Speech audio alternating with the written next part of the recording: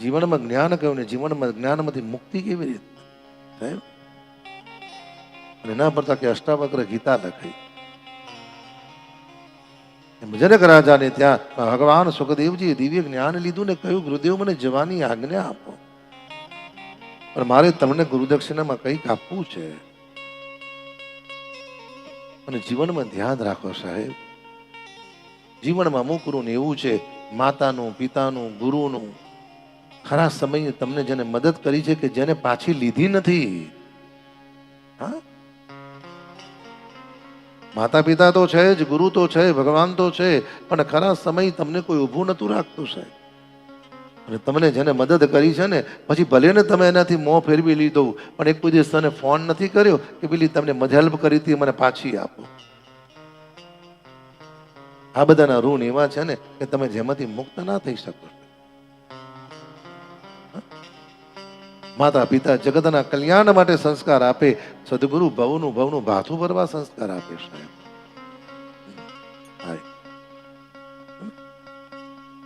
સુખદેવજીએ કહ્યું ભગવાન એક કૃપા કરો, મારી એક ઈચ્છા છે, મારે ગુરુદક્ષિણામાં તમને કંઈક દેવું છે.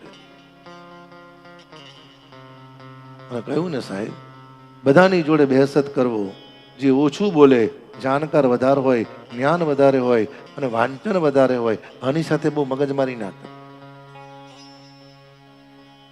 કારણ એ વ્યક્તિ એક જ શબ્દમાં જવાબ આપે, ક્યાં તો તમારી વાત સાંભળી મનમાં હસે અને બોલવાનું બંધ કરી દે. કારણ અમુકને તમે જોજો જે કક્ષાનું નોલેજ જ ના હોય એ હવારી હોય.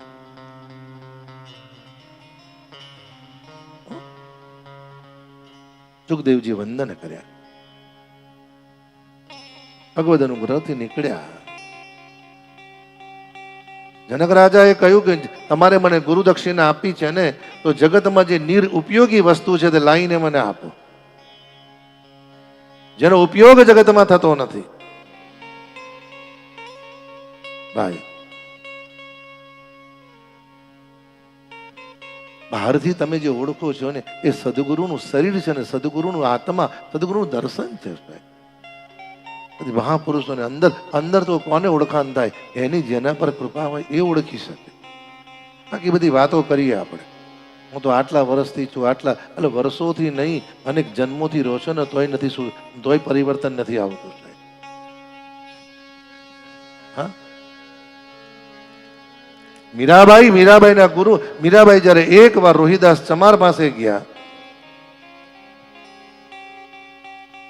ચરિત્ર એમ કે મીરાબાઈ 7 દિવસ સુધી રોહિદાસ ચમારની પાસે ઉભા રહ્યા. રોહિદાસ ચંપલ બનાવતા જાય, ભગવાનનું સ્મરણ કરતા જાય. અને 7મા દિવસે જયારે રોહિદાસે જોયું કોઈ આવ્યું છે ને ઊંચું જોયું, ત્યારે તો મીરા ભક્તિના રંગે રંગાઈ ગઈ હતી.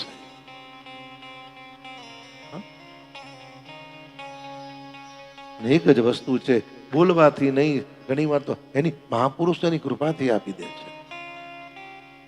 મને મુશ્કેલી એ સમયે જ્યારે બોલાવે અને એ વખતે તમે જો હાજર હો તો કંઈક મળે સાહેબ. બાકી આપણા વાયદા, આપણી વાતો અને બધું મહાપુરુષો બધું જાણતા હોય છે.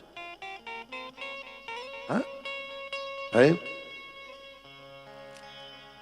અને એવા સંતો છે કે તમને કંઈક દેવાનું અને સમય, પરિસ્થિતિ, સંજોગ, નક્ષત્ર આ બધું એકત્રિત થાય અને તને એટલું જ કે ભાઈ આવીશ, તમે કહેશો હા તો સમજવાનું એમાં તમારું કલ્યાણ. પણ તમે એમ કીધું હમણાં સમય નથી, બસ તો તારો સમય આમે બગડેલો જ છે ભાઈ, ક્યાં હારો છે.